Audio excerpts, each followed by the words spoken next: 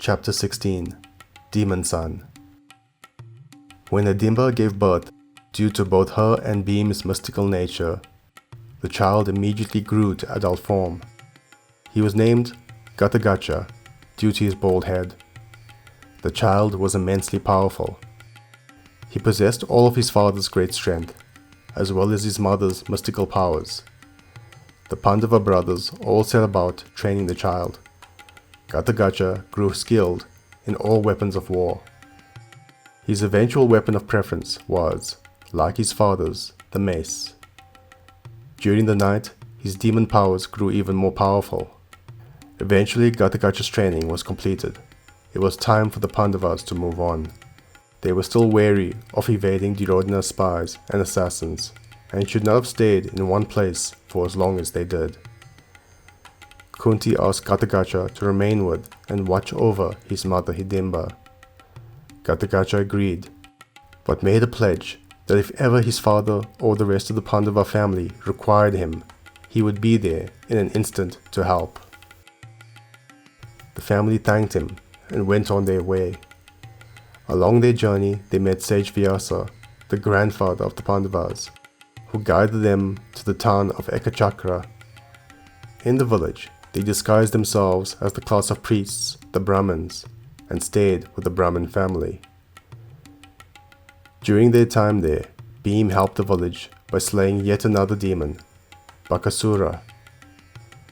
One day, a visiting Brahmin brought fantastic news of happenings in the kingdom of Panchala.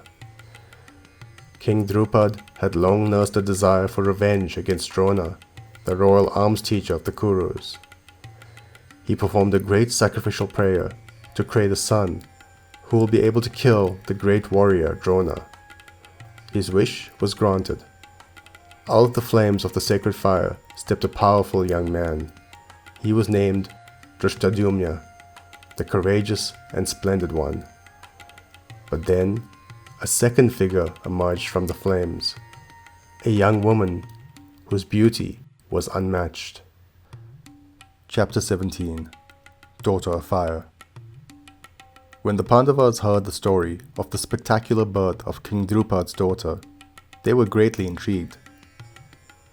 Draupadi had scheduled a Swayamvara, a groom-choosing ceremony, for his daughter. Many of the Brahmins of Ekachakra were going to the kingdom of Panchala to attend the festival event. The Pandavas and Kunti joined in the trip. It would be good to see the spectacular kingdom of Panchala again. When they got to Panchala, after some sightseeing, Kunti stayed at the rented home, while the Pandava brothers attended the Swayamvara, like many hundreds of others from far and wide. At the stadium, the people were divided according to their caste, the division of roles in society. The Pandavas were disguised as Brahmins, the class of priests, so they sat with the other priests. The Kshatriya, the class of warriors and leaders, such as kings and princes, all sat on the opposite side of the stadium. Among these kings and princes sat the enemies of the Pandavas, Duryodhana and Karna of the Kuru Empire. Drishtadyumna led his sister Draupadi onto the great stage. The people marveled at her beauty, and the Pandava brothers were no exception. This groom-choosing ceremony was unusual. It involved an exceptionally difficult challenge. A golden fish with a glass eye rotated at the top of a tall pole. A reflective surface was positioned at the bottom of the pole. To win the hand of Draupadi, the suitor would need to lift an incredibly heavy bow, string it, and then shoot an arrow to hit the eye of the moving golden fish at the top of the pole. But they would have to take aim and fire the arrow while looking at their target in the reflective surface below. King Draupadi had specifically designed such a difficult task because secretly he desired a son-in-law like the great warrior Arjuna.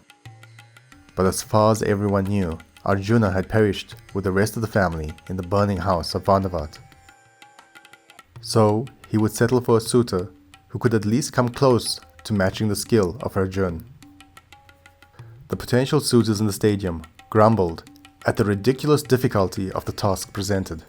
It seemed impossible. Nevertheless, many of the princes, kings, and great warriors assembled made their attempts. One by one, they failed hopelessly. Eventually, Karna, the close friend of Duryodhan, made his way to the arena to make his attempt. The people mumbled amongst themselves. Although Duryodhan had gifted Karna a kingdom, Karna was the adopted son of a charioteer, which made him of the class of laborers, the Shudra. Karna picked up the bow, but before he could make his attempt, Draupadi called out loudly and clearly, "I will not wed a Shudra." Karna grimaced as his blood boiled at the insult. The sun itself seemed to reflect his anger, but he held his composure and put down the bow without making his attempt. Then, when it seemed that no one remained who was brave or foolish enough to make any further attempts, a young Brahmin made his way to the arena to try his hand. The people were shocked. A Brahmin attempting to achieve something that no Kshatriya could do? It was ridiculous. The young man was Arjuna in disguise. Thank you for watching so far. I hope you enjoyed. If you did, please hit the like button. If you're new here, please subscribe. This will ensure that more people can find this resource. Click the notification button so that you can be the first to know about new uploads. And please do comment below. I'll do my best to reply to any questions. Thank you.